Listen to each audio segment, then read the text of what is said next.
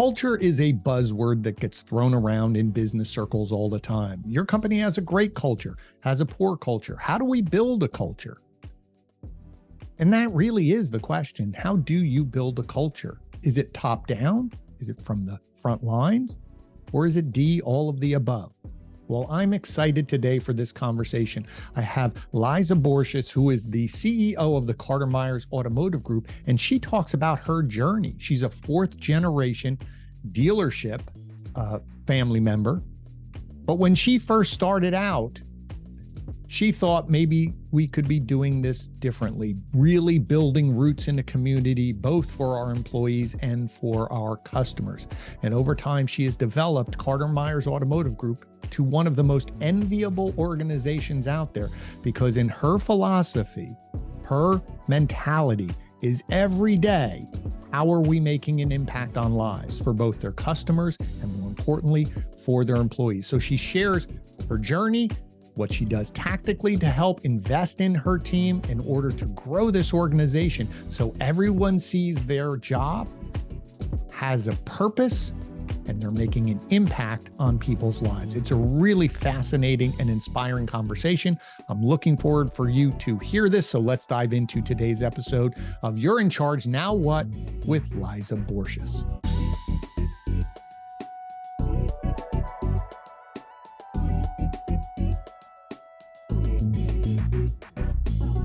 All right. So Liza, thank you again for being here.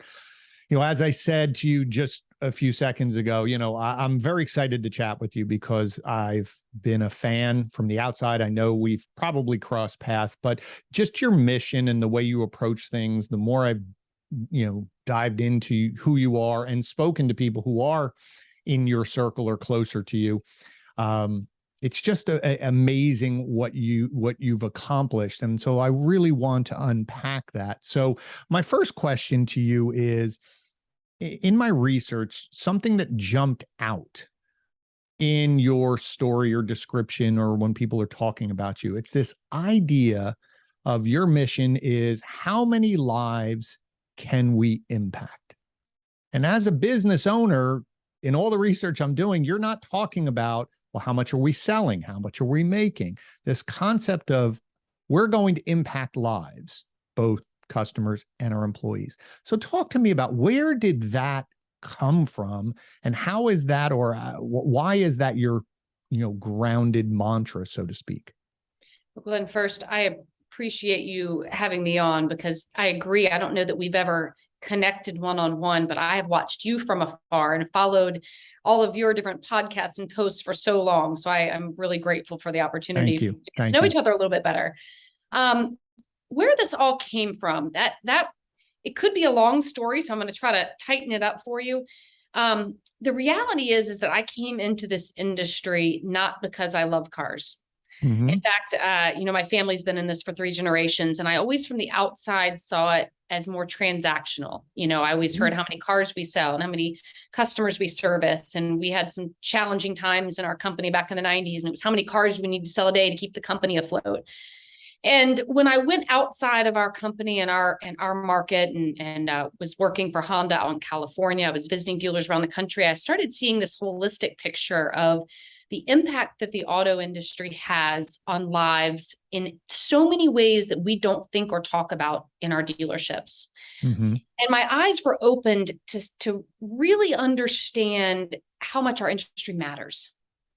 The different places that we touch people through our communities, through our customers, and most importantly, through our associates.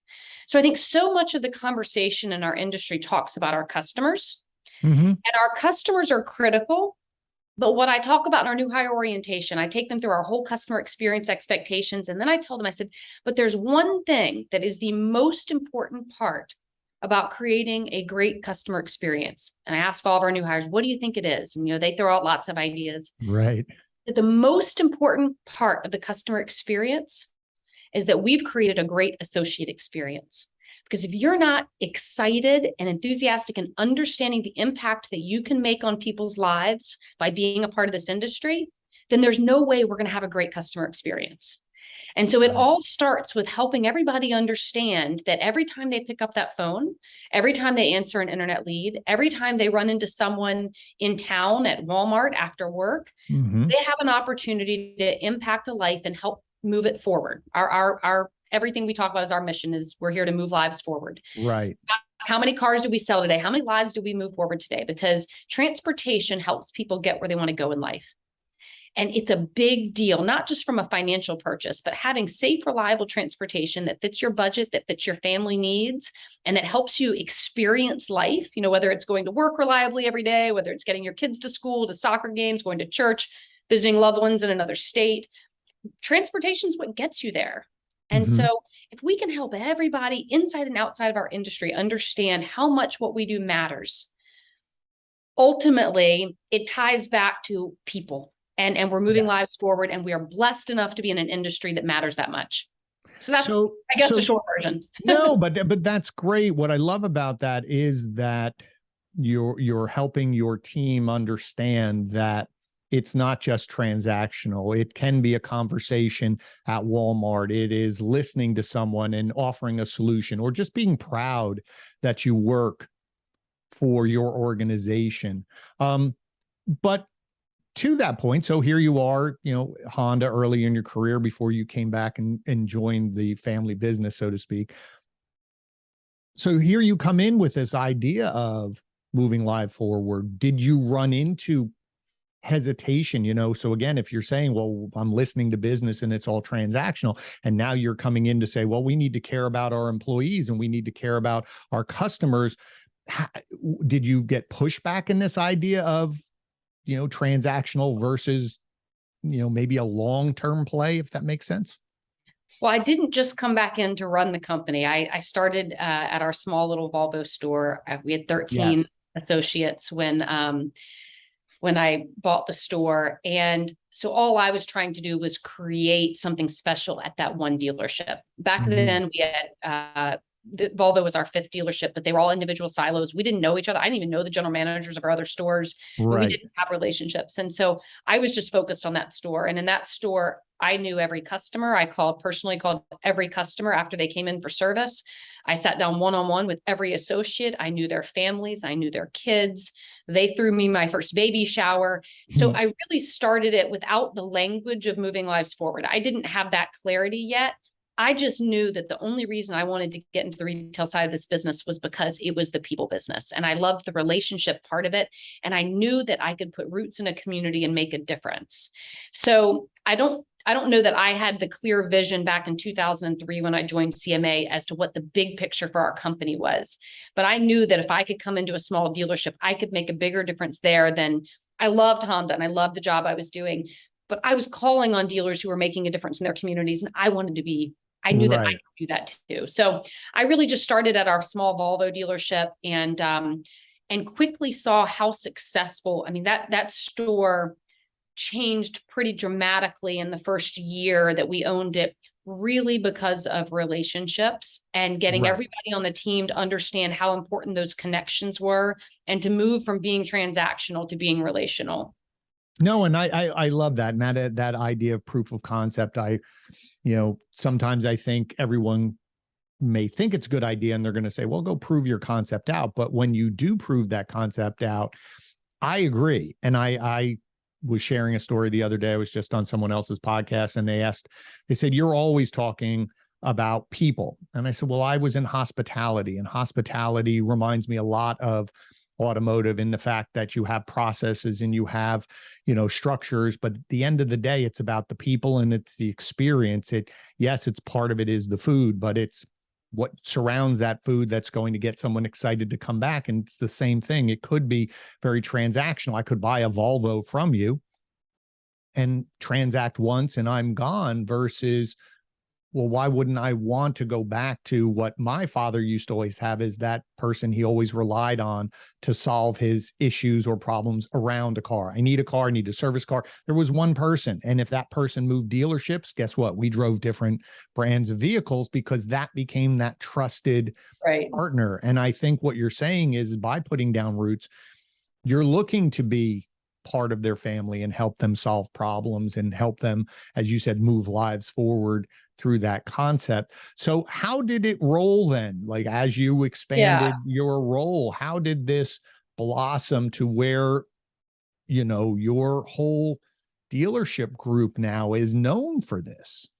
I mean, it didn't happen overnight. Oh, no, yes, of but the course. key was, as we were growing and starting to add dealerships, what drove me and why I wanted to grow this company was because I wanted to create more opportunity. As you know, we can touch on later, we are employee owned as well. 26% of the company is owned by all of our associates.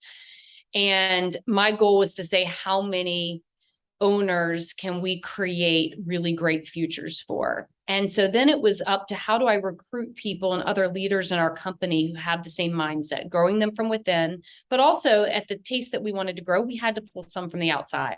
Right. Scott Finance is a wonderful example of one of our partners that we recruited, that oversees our Stanton stores, that was the right culture fit, that had the right philosophy to be able to take that whole concept into a new market. Right. We've had now we're in 6 markets, and we found partners that we've grown from within and pulled from the outside that have been attracted to that culture. We share our story a lot on social media because we know that the people who have the same mindset as us will be attracted to that message. Right. And will ultimately reach out to us, and we'll create relationships and then maybe the right opportunities. It didn't happen overnight, but we've had so much momentum over the last 6 years of people understanding how much more meaningful their work can be when there's purpose behind it. Right, and, you know, I think you always hear the saying that the only people who are really tired you're tired if you're not really living your potential. You know, it's exhausting if you work a ton of hours and you don't really believe in what you're doing and there's not purpose behind it. Right. If we can find people, because we do work people hard and we have very high expectations, but when they understand that it's part of a bigger mission, that they're part of a team that is impacting lives, which is where we started.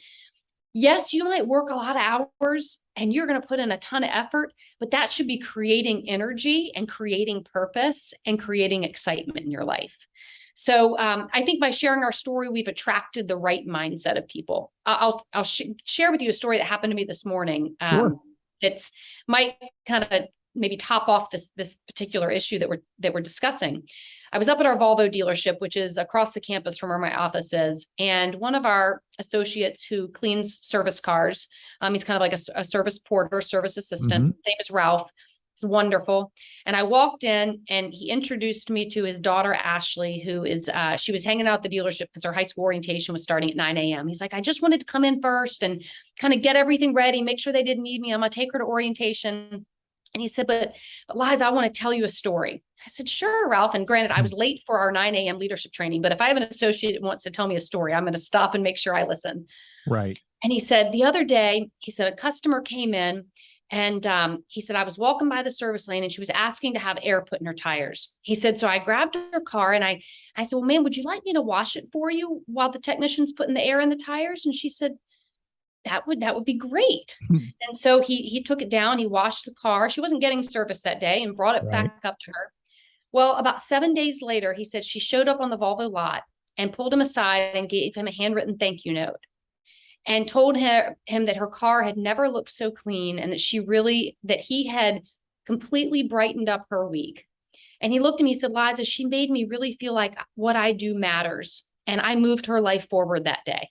And that just happened to me this morning as I walked into our Volvo dealership. So it really that mission has been embraced through every level of our organization, and they take it really seriously. Right. And so for those of you listening, because again, so I can just feel some of the audience is saying in their brain, yeah, that sounds good, but that doesn't exist where I am, or it'll never happen where I am. But I want to unpack a couple of things that Liza said, and I hope you didn't miss it. One is the fact that it was well thought out and planned out. There is also investment in the people, right? So Richard Branson always says, take care of his top priority is his employees, not his customers. Because if I take care of my employees, they'll take care of my customers. So it is that idea. There's people who, to your point, they work a lot of hours. But if you're only working in a transactional business, those hours can be grinding, because if you don't feel the support behind you. And you can still work in a transactional. And what I mean by that is if it's only transactional, what you as an employee are giving to me, and there's no one giving you something behind you, either support, training, coaching, a pat on the back for what you just did for Ralph, to stop for a moment. Like, think about that. Your level, top of the food chain, so to speak, at that organization, to stop and listen versus saying, yeah, that's great, but I have somewhere else to go.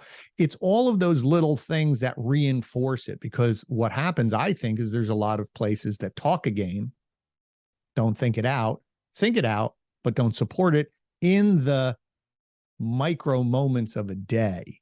And so do you think that's why maybe a lot of other organizations don't take on this challenge, or don't believe in it, or test it, try it and fail? What are your thoughts on that? Yeah, our industry, I think we get so caught up in living in 30-day cycles. And there's a lot of pressure from everything from manufacturer objectives to financial statements to we have to hit numbers in this 30 days. And believe me, we take our numbers very seriously, and we have goals that we're going to achieve. But I do think that sometimes we can allow that to distract us from what the bigger picture is. And I'm sure a lot of people on this podcast have read the book, The Infinite Game. And we read it as a leadership team back in, I think it was 2018. But I think that gave people the understanding that, yes, while we do have 30-day goals we're going to hit and annual goals, it's a much bigger picture than that. And we are playing an infinite game. And if you go back through, the different parts of that book, it's probably one of the most relatable to the car business, or at least how we should be thinking in the car business, but we don't. And that's why I think people can put a mission on the wall. They can put core values on the wall. They can use it as a hashtag on things. But if you're not willing to make decisions around it, if you're not willing to prioritize it above a number that has to be hit today, then it will get pushed aside. It will become only used when it's convenient. Right. And I think that, and that's a great point, because, I think there's so many people who look at, running teams or building a business with sports. But there are times when you have a team where you're going through rebuilding, or you are trying your best and you're not achieving the results, but you start looking for these small wins. Because if you're right, if everything is so important on a 30-day cycle, where you're willing to just get so frustrated or fire or let people, you can't win all the time on that. You have to find a way to have those goals, work hard towards those goals, tie it into quarterly goals, tie it into, yearly goals. I mean, my wife, who was a top salesperson, but her company she worked for, it was a yearly. Yes, you had targets and you had metrics you had to hit, but it was this longer term. And she said, I don't think I could ever work in a 30-day grind where all of a sudden it, within one day, how you're looked upon is great to not great. And I think to your point is, I think you can get so caught up in that pressure. And I think it's the role of a leader to be that shield downward, to say, it's my role to hold on to this and I deal with the pressure, because if I just let the floodgates go down, it's going to wash these people away, versus finding a way to translate that into, okay, what did we do? What actions did we do? Trying to get emotions out of, this review to allow our team to move forward. I agree a lot with that. Yeah. One of the core values that we have is never straight, but always forward. And you have to acknowledge that there will be bumps in the road. There will be challenges. And if we always expect straight line growth, there will be disappointments. And sometimes you actually have to pause to invest. I mean, a lot of times when we buy new stores or we get an open point and we invest a lot of money, it might affect our profitability short term, because we're investing in the future. And so there has to be recognition that strategy isn't always perfectly straight lined growth, whether it be in profits, volume, whatnot, but it has to be in line. We say never straight, but always forward. It's always got to be moving the company forward, moving lives forward. Yeah, I talk to my team about it in a different way. I say, if you look at it, think of it like bouncing a basketball on an escalator.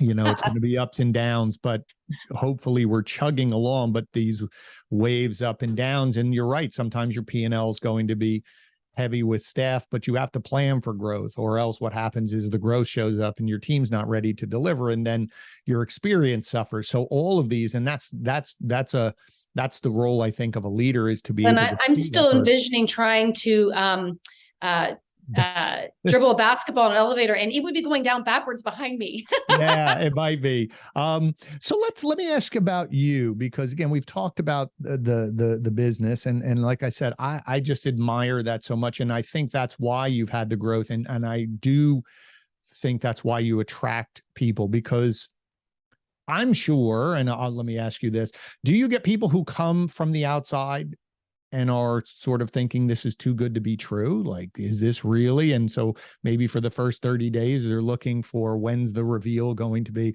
Oh, it's just like every other dealership I worked in. We definitely, we attract a lot of people who want it to be what they've heard. And Right. thankfully, I believe that we do fulfill that expectation. But yes, people do try to poke holes, and we're not perfect. We make mistakes, Sure. like anybody else. But I do our new hire orientations. We do them every 30 days, but in different markets. So depending on where the new hire is, it might take 60 days to get to one of them. But one of the goals is that they've typically heard a lot. And so they come and spend 2/3 of a day with me and my dad and our HR director. And I share with them our mission, vision, values. I share with them our 3-year strategic plan. I share with them our last 10 years of profits and what our next 5-year forecast looks like. They get a financial statement. And so I think that they, one, are a bit shocked that my dad comes and does the history of the company. He takes about an hour and a half, walks them through 98 years. And so I think that's a great reinforcement that they're like, okay, this is real. These people are actually real humans, and they are sharing with us everything that they say they do, because they're an ESOP and we're very transparent. So I think that's a really good step to reinforce what they've heard when they come to that new hire orientation. We certainly have orientations that happen in the dealerships, but the feedback that I get a lot is people say, well, I can't believe the owners are here spending the day with us for orientation. Usually when we come to a company, we see a video, or the HR director or the general manager are responsible for that. And so I think that's one of the biggest things that we do to help them realize that, yes, this is real, and we do have these expectations of you, and this is the company that we are.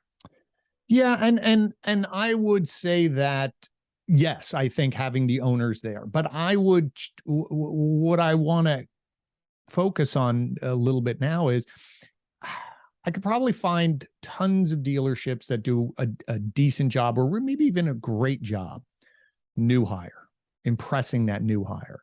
What I've seen as an outsider looking in, and talking to Scott Simons, he was on the podcast as well. But what I see from you is the investment in education and training for your staff as an ongoing basis, because that's where I think why I wanted to chat with you is because I think there's a lot of people who do a really good job with new hires, and then they're just cut off, or there's a lack of, when I get promoted from salesperson to maybe finance manager or a desk manager, or as I move up, there's less and less training. And in my brain, I'm going, there should be more and more training. More and more, right? What, with, I think you posted a few days ago talking about your CMA day, where you constantly are doing training. Put that post up today. Yeah. So I see, I was doing my research. I wanted to, because that's what I think we should also be really highlighting, and I like to talk about, is this ongoing training and support of your people, not just product knowledge, but it's personal. And the people you bring in are so beneficial. That to me is why I think, and that goes back to that micro support, not just out of the new hire. So talk about that philosophy, because to me, I think that's one of the big keys of your success as well. When I said earlier that people get energized when they're living their potential, And one of the most important ways that we move people's lives forward is by helping them grow both personally and professionally. Mm-hmm. And that's about a lot more than teaching them how to sell or service a car or pull parts or do accounting. And we didn't always do this. I think it's been about 3.5 years since we started launching training across the company that wasn't dealership specific. So every Wednesday from 9 to 10 a.m., it's CMA training day. And different groups are in different weeks, but everybody on the first Wednesday of the month from 9 to 10 a.m., every associate in the company is invited to join us live. Due to the nature of our business, not everybody can be on live, but then they get a recording a few hours later if they need to watch on the recording. And so I always kick it off with about a 10 to 15 minutes of shout outs. How was the previous month? What are our focus areas this month? And usually a key big picture, something that's happening with CMA. But I'm seeing all their faces and we're shouting out Rob and Shamika and Kim and the people who we wanted to recognize for last month. And it's not just about their numbers. Some of them are stories about how they've helped another associate or someone in the community or a customer. And some of it is numbers related. We try to do a nice combination of both. Top salespeople, top technicians are highlighted, things like that. And then we roll into about 45 minutes of a training topic. And it's never specific to what we do in a dealership. It might be about how to have better teamwork. It might be about the difference in the growth mindset versus a fixed mindset. It might be about positive attitudes and how that affects everybody around us. And specifically, there was one topic about managing your emotions, how that can create a better workplace environment for everybody. We've had one titled, How to Be the Most Valuable Asset. What does that mean? And so it's always topics that are helping people grow personally that also overflows into their professional life. So that's always the first Wednesday. The second Wednesday, we have anyone who's a manager or leader in the company is on that week. We have the third week, which is more of the GM executive team. And the fourth week, for a long time, we were bringing in just outside speakers on a variety of different topics. And so we also, all of these are recorded. They're in our CMA Academy, several years worth. So a new associate might join and they can pop in there and go back and listen to different topics that might be of interest to them, or we can revisit and re-listen. But it is important about the topic. But the other piece of it is really how it brings our company together. Right. So when you have all of these faces on a Zoom learning together, and it's people from our Toyota store in Martinsburg to the Hyundai store in Richmond to the Ford store in Williamsburg, it does allow you to create relationships. Then they have conversations offline that are helping each other's stores. So we then get some of them together in person. Every quarter we do in-person training that we bring in cross sections of groups from across all of our stores. Sometimes they get to raise their hand to be a part of it. Sometimes I intentionally put together groups of people that I think connect and learn from each other. And I personally go to every single one of those days. I am on every single 9 a.m. training, and I go to every in-person leadership training or group training because it allows me to get to know our team in a way that I can't do when I'm just walking through a dealership. Yeah. And I think also you being there sets the impression that this is important. And it's valuable, and the fact that you participate or that you're doing this. And as I said, I think that to me, it just, what I love about it is there's the consistency versus, oh, we had a bad month, we need to have a training, versus, no, we're constantly training. Number two is, I love the idea that you're focusing on topics beyond what some would consider the skill set, the tactical skill sets, as you said, of, the step-by-step of closing or this or talking to this. We're now, no, let's talk about your brain, your mentality, could be health. And that idea of connecting your group, because I had this conversation with my team, my brother and I would come back, we talk about events we were at and people, how they view our company. But once you bring them there and get them out of the four walls, all of a sudden they see and they go, whoa. But to your point is, when all of a sudden they're used to their dealership and their team, and all of a sudden they could hear about all of the other people and great people across the country. Once you see them, the volume of people, they understand the size of the organization, but now to your point, they start collaborating or getting relationships. They have people that they can talk to in each of the other dealerships to reach out to say, how are you doing? How are you dealing with this? Oh, I saw that. I just think that's such a great I don't want to say it's it sounds simple. I'm sure it's not that simple to pull it together, but the fact that you've committed to it and the fact that you've done it consistently, I just think that raises that expectation of, one, I don't want to disappoint this team because look what they're investing in me. And that idea of, look how far I have people who want to help me go further.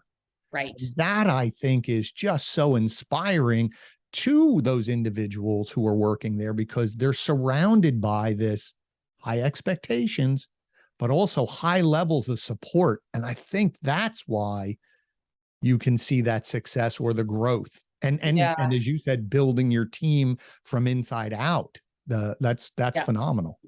There are two other quick comments I'll say about the training piece.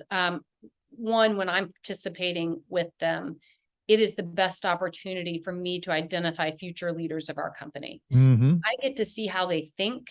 I get to see how they react, how they communicate with each other, who steps up into the leadership roles when they do breakout sessions and small groups. It's a wonderful way for me to really help to identify who we need to continue to invest even further in. Yes. A second thing that we do, a lot of the conferences that happen in our industry, and obviously a lot of people go to NADA, our Virginia Auto Dealers Association. We typically have the largest contingency of people at almost every conference we attend. The Virginia Auto Dealers Association, we were by far the largest group represented there. We actually brought everyone from some marketing team members to HR to some people in our dealerships. NADA, I mean, this year we might have like 40 people there for a group our size, but we believe that bringing people together outside the dealerships to learn creates relationships and best practice sharing in a way that you can't do necessarily via Zoom. I'll remember Glenn Lundy's first Hustle and Grind, or maybe it was the second one actually. We had this massive group of people there. It was maybe a third of the people there, I think, were from CMA. But all of a sudden, everybody around us is like, well, wait, who is this company? And why do you bring all these people? And I had to pay for myself to come and use my days off or my PTO to be there. Yes. So that's been also a great recruiting tool by making sure that as we invest in our people, it is showing around the industry, and people who want to learn and have curious minds and want to grow are again attracted to that. Yes. So it's also been a good recruiting tool. And we want people to know that it's an expectation within CMA that you have to invest in your personal and professional growth every day. So if that's not you and you want to be in transactional business, which is completely your prerogative, we're probably not the right place for you. Right. No, and listen, I love that. And, as someone who hosts 2 large events, that's one thing that I don't see enough of. I see sometimes where, the dealer principal or the general manager may come versus bringing more people to an event where they can learn and connect with other people that are in similar jobs or roles. When we've seen this, down to maybe the marketing managers, all of a sudden they meet other marketing managers. Now they've started to create their own 20 groups, so to speak, and they have resources that they can reach out to other people. So I agree. As I said, someone who hosts events, it's just incredibly valuable. So let me just, as we are winding down into the last, say, third of this, I'm fascinated also. I mean, it just makes complete sense, but also you're charitable. The fact that you are partners with the United Way in Charlottesville, and you're focusing on helping individuals. Again, this idea of moving lives forward and what you can do. Talk to me about that, what you're doing with them and your charitable side of your business to help your communities. 2 important things that I'll share with you. One, it's certainly been a part of our DNA well before me. I mean, back generations in our company, it's just been a part of what we do. Mm-hmm. But I think that's the case with a lot of automobile dealers. I mean, we are all involved in our communities. But what really hit me a handful of years ago was as we started communicating the importance of the auto industry and the importance of transportation in people's lives, I was a part of a work group that was studying, it was called the Orange Dot Project, and it was studying every family who lives in poverty within a certain geographic area. and the 8 elements that it takes to move a family above the poverty line. And it's everything that you would expect from having stable housing, access to health care, stable employment, financial literacy with some savings, childcare. And then one of the big keys is reliable transportation. You can't get to your job every day. You can't keep your job. Therefore, you can't take care of your family and your other bills. And so the United Way was the leader of, there were probably 10 nonprofits as a part of this work group. And they were able to solve all of the pieces except for the transportation piece. All the markets that we do business in are not in metro areas, not having great public transportation. And it really hit me that this is what we do, right? We have access to vehicles, to lenders, to service, to parts. This is what we do. I believe that if we can use our knowledge in transportation to help families in the communities where we do business and maybe beyond, we can make exponential impact in people's lives. You know, we've always gave contributions to tons of nonprofits. Almost anyone who asked, we were trying to give. But I realized if we could be more intentional about it and more focused and use the skill sets that our industry has, I think we could make a bigger difference. So we made a shift, slow at first, but now it's pretty strong, that everything that we do when we give back, we try to tie it to transportation. I say everything. 75% is our goal. 75% of our giving has to be transportation related. And people are like, well, you know, what happens when the SPCA comes and wants Subaru to partner with them? I said, well, we still work with actually very well with our SPCAs. One of our volunteer projects was their mobile pet unit. We went and cleaned out the entire mobile pet unit, and we gave them a year of free service in our shop for their mobile pet unit. We find ways with our Pediatric Cancer Month.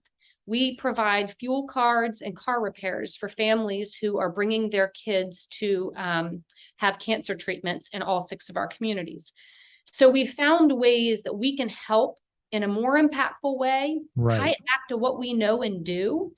And I believe that it's really, I think, given everybody in our company an understanding of, yeah, we're not just writing a check that they're not a part of. You know, you might see, well, your dealer gave $20,000 to this particular nonprofit. Well, that's great. But when I'm the technician working on the car to help get somebody from network to work who's moving into a self-sustaining lifestyle, and we're giving their free service so they can get to their job, like, it just makes it that much more meaningful. And then finally, during COVID, we started a nonprofit program called Driving Lives Forward. And that's what was officially with United Way and Habitat for Humanity and Network to Work.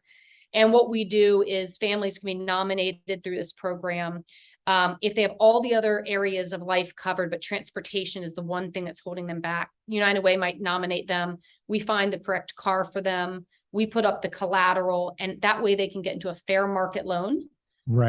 So they're not paying crazy interest rates. They pay back that loan for 36 months. They create credit because most of them have such damage credit. So it's a lot more in depth I won't go into today, but that program has been very meaningful to our company. And I'm now on the board and a founding member of a group that we're trying to take that nationally. It's called Drive for Freedom, and work with dealers across the country on how together we can raise people out of poverty through transportation.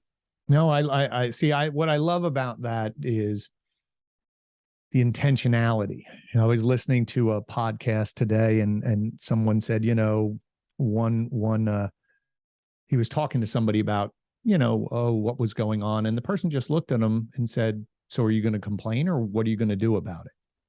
And it became that for this individual, it took him from just writing a check to thinking about, well, who's in my network that I could leverage to help to do something. And he said it completely changed his mindset about who he wanted to be involved with. Yes, he would still write a check here or there, but it became more intentional. And you're right, that idea of having a reliable vehicle to be able to get to work, because as you said, when you were explaining it earlier, I just saw the domino effect. If I don't have my car, then the domino goes, I lose my job. If I lose my job, how can I be financed? Then my health care, and on and on and on and on and on. And it is sometimes just servicing a vehicle.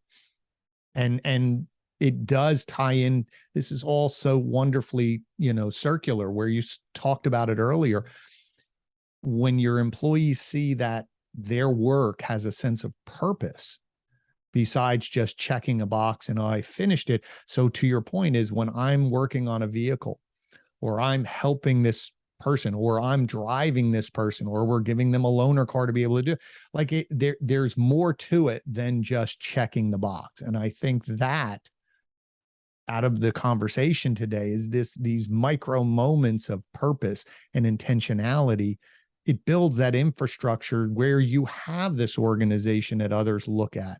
And I think, the words I always hear about your organization, oh, the culture, like, yeah, but culture is built on the micro moments, and it's built by the people. Like, you don't build culture, people build culture. And it's this, and that's what's exciting to me. And again, I just think it's so admirable because it's intentional. And you're right, it doesn't always work, or it may not be perfect. It's a hell of a lot better than a lot of other things because you have a goal, you're looking at it, and everyone's trying to move forward. And I just absolutely love that. So bravo, bravo, bravo. Thank you. We still have a lot of work we can do, but I'm just really proud to be a part of this organization because it is all 1,000-ish plus associates that, like you said, make it happen. Culture doesn't start, it's not one person. It doesn't start, might start with a couple people, but for it to actually be, for it to be true and for it to be meaningful, it has to live in the hearts of everybody in the organization. Exactly. And I think several years ago, I would say something like that and be like, oh, everybody's just going to think that's cheesy and whatever. She's like, lives in this dream world. Right. But once I started seeing the momentum build, and then I started seeing the performance rise, and then I started seeing other dealer groups calling me, wanting us to buy their stores because they want their people to be a part of CMA as they exit. Mm-hmm. And I see this organic growth. Like I'm no longer, not only am I no longer embarrassed about saying things like this, I'm super proud that we can show that it works, that Yes. it's not just fluff, that it's real, and it drives performance, and it makes an impact in our industry and in our communities. I could not have said it better. And I applaud you for that, because it is, as you said, something that started in the Volvo store as a proof of concept has grown, but it's taken a lot of hard work. It's taken leadership and vision, you being one of the people in your organization who has that vision and that commitment, but you've been willing to commit resources to embody it, to help, to listen to the front lines and let people, have a voice. And you've created arenas for people to feel comfortable, to have a voice, to feel supported. And I think, who wouldn't want to work in an organization like that? Because if I'm going to go to work and put in those long hours and feel pressure of performance, which is everybody does, it's okay if we're in this together and we're supported. And it's on those micro moments of the day to day, not just when the only time I hear good things is when we hit our goal. Right. Versus taking time to listen to that gentleman about, the letter that he received and the fact that he did that. It just proves, it's the proof of concept that no one told me how to wash the car. Right. In his heart, he said, this is the right thing to do, to just because. And it wasn't, well, I'm going to do this to make you happy, because it was just, hey, can I just, like, that selflessness in experience, that's what I think everyone's looking for. And as I said, I applaud you for doing that. So listen, man, I talk to you all day. This is this is just a fascinating, and it's something I believe in wholeheartedly, and I try to do as much as I can for my own company. But at the end of every episode, I ask 4 or 5 questions, just different ones, to get to know you a little bit more. So we'll dive into those and then we'll wrap up. So the first question I always love to ask, and it seems to be one that people really like answering. You and I were talking earlier about our children. My son's going to be a senior. You have a rising junior, as they call them, and we were talking about colleges. But I'm also fascinated at how their brains are working at that time, and how they view the future. So if you look back at your 16-year-old self, what is the constant? Like, what can you see in that 16-year-old that still exists in you today? And then the reverse, second half of the question is, if that 16-year-old could see you now, what would she be most surprised about? That is a great question.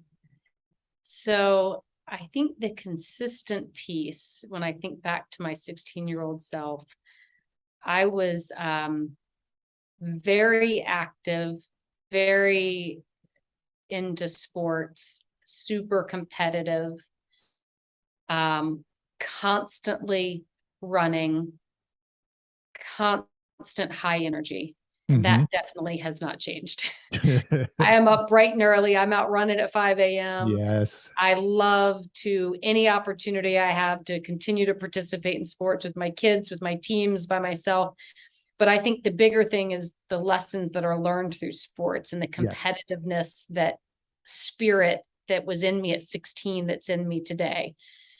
And we talk a lot about people, but winning, what we're doing with our people is all, for me, that's the big win. And so I think that competitiveness and desire to win was very evident in me at 16 and still now. What would surprise me, so I told my husband, this was beyond 16. At 16, I did not have a vision that I would be in the car business. In fact, I think it was maybe 2 years prior to that where our company was not doing well. We had to move to Charlottesville. My dad was concerned the company might go under. And there was a saying in our house, 6 cars a day keeps the banker away. And my dad worked a lot of hours. I rarely saw him. He was trying to keep the company going. So my vision of what it took to run a car dealership was not a good one. And in fact, I told my husband when I met him for the first time, we were not dating. We were rollerblading out in Hermosa Beach. I was working for Honda and Torrance at the time. He had just moved there for his job and we were just friends. And I said, you know, I might get married one day. I'm definitely never having children. And I'm definitely never moving back to Virginia to work in the family business. And here I am. Here you are. There and you loving go. every moment of it. All right. So I love that. I love that. All right. Next one is, I know you mentioned the one of the books earlier, and I'm going to draw a blank on what the name The was. Infinite Game? Infinite Game. Okay. What other books are you reading or watching or listening to? Something that's inspiring you right now that you would share with others? One of my biggest weaknesses is that I tend to have like 5 books going at the same time. And then I'll get trying to figure out which one I should finish next and where I'm moving. And so we actually started a lending library at CMA, and we've got an online portal with a ton of mostly leadership business books. And I started the lending library with kind of all the ones that we had around from our executive team. But now we've had our associates also at times adding books to the lending library. And so I've been going through there and picking books that maybe I wasn't familiar with at the time, and said, well, if this was important to one of our associates, you know, I'd love to read it. So I'm in the middle of 3 books right now in all different areas. One that I'm reading is Never Split the Difference. Oh yeah, great one. Great one. I know. It's such a good book. Great learning lessons, but from a whole different perspective than our business. Yes. I just finished, and the name of it's going to escape me, but it's a Mitch Albom book. It's they're so short, and the name of it is escaping me, but it was all about, I think it was called If I Had One More Day. And the story was about a man who wanted to have one more day with his mom. And it was just an interesting, very short read. I read it last week, and just reminding us all of usually the things that you regret are the things that you didn't do, not the things that you do. And I think that applies both in business and in personal life. And I think as my parents are aging, I picked up the book. It's been sitting on my bedside table for a couple of years, I think. And it took me a very short time to read, but I think it's just a great reminder of we regret what we don't do. Yes. And we all have those thoughts in our head, and we need to act on them before today gets away. As far as an inspirational book, I think the 3rd book is not an inspirational book that I'm in the middle of reading, Glenn, but you're the dad of a teenage son. Yes. I am the dad or the mom of 2 teenagers. And I have found that my life it's really important that my kids are the top priority, my family, I should say. Yes. And so I oftentimes have to think about, how do I prioritize my work schedule, my team, Mm-hmm. and my home life. And I have found myself way too often wanting to respond constantly to my team members, no matter what the hour. My kids just see that I'm on my phone too much at night. Yes. And they don't understand when I'm telling them not to be on their phone, that I'm responding to an emergency at work or trying to give somebody some piece of advice. And so I'm reading a book called Untangled, which is about the 7 stages of what a teenage girl goes through, and really trying to understand social media and technology, and how I can be a better example. And one of the things that I learned, you're going to think I'm crazy, some of the things I'm learning in that book actually relate to some of our associates too. Oh, And I'm it's the sure. perception that I can put out to my daughter can also go to my team if I'm on my phone and trying to respond to them in person at the same time and not looking them in the eye. And anyway, there's a lot of little things. So I didn't answer your question. No, listen, I just want to know what you're reading. No, listen, I love just understanding what people are reading, and those are great. And we'll list them all in the show notes too, because yeah, I have two teenage boys, and same thing, that you just watching them, how they deal with technology but being present for them. They used to joke, same thing. Oh, you're constantly working. And then I made a rule of, when I was done, even being remote, 5 o'clock, I'm cooking dinner, and there is nothing. There is nothing unless it's a phone call, not on my phone. Someone would have to call me in order to, get my attention. And even then I'm finished with it and I'll be right back. 2 more questions. One is, if I took all your best, closest family, friends, people who really know you, put them in a room and said, describe Liza in one word, what's the one word they would use to describe you?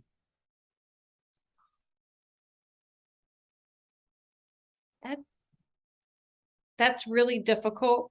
I was on a phone call not long ago with Honda when we were going through this open point process. And the guy from Honda told Matt Walsh, my COO, you need to make Liza talk about herself as the leader of the organization during this call, because she keeps deflecting and talking about the team. I have a really hard time talking about myself. Right. And so one of the words that I think people would say to describe me is humble. I don't like to be in the spotlight, because I know that the only reason a lot of the wonderful things happen in my life are because of everybody around me and the team that I've surrounded myself with at home and at work. So I think humble would be a word. And I think intentional would be another word that would come out loudly. Those make sense. Yeah. My wife says I'm very similar. She goes, it's so odd that you actually do these things like a podcast when you don't like being in the spotlight at all. I said, she says, you'd rather do everything for everyone else. You're always last. And I was like, it's all right. It's all right. And so lastly, last question before we wrap up. We've talked about a lot. And again, this has been a phenomenal conversation. And I'm so glad I've had the chance now to sit and talk with you and meet you. And I hope that we can meet in person and continue building on this, because it's just, there's so many similarities. But for someone who listened to this whole conversation, if I asked you to say, if that audience member got one thing out of this conversation, what's the one thing you would hope people would take away from our discussion today? But I'm assuming that a lot of people who listen are in the automotive industry.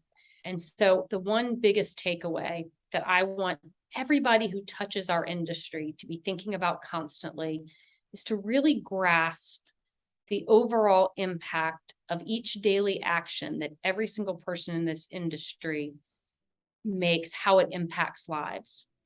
Our industry doesn't have a great overall perception always. And I don't think that people are always super proud, at least not in the beginning, to be a part of the auto industry. And I just wish I could lift everybody's heads up and make sure that they know the impact that they have on people's lives, and that what they do matters. Yes. That's the biggest takeaway.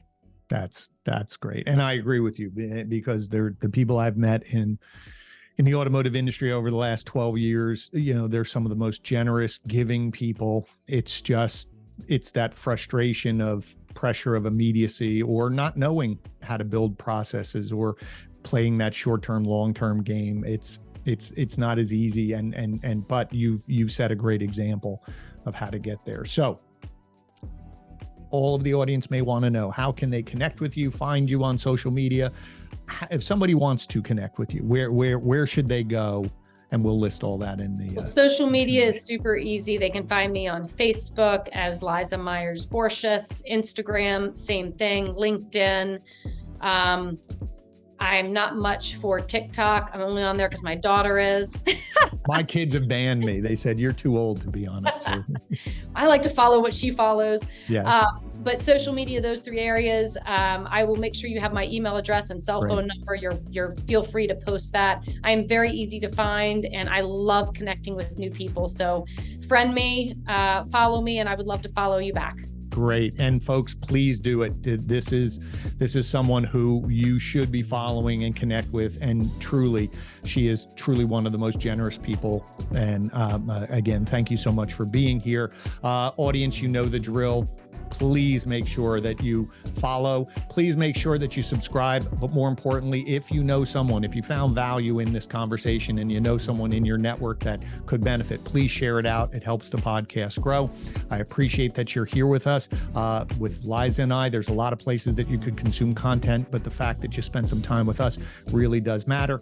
And just remember, like I say at the end of every episode, when you feel that you're in charge of something and you go, I don't know what to do. What do I do next? Well, we're here every single week with tips and strategies and conversations like with the one we just had with Liza to help you become better, both personally and professionally. Thanks so much. I'll see you next episode. And Liza, thank you again so much. Thank you.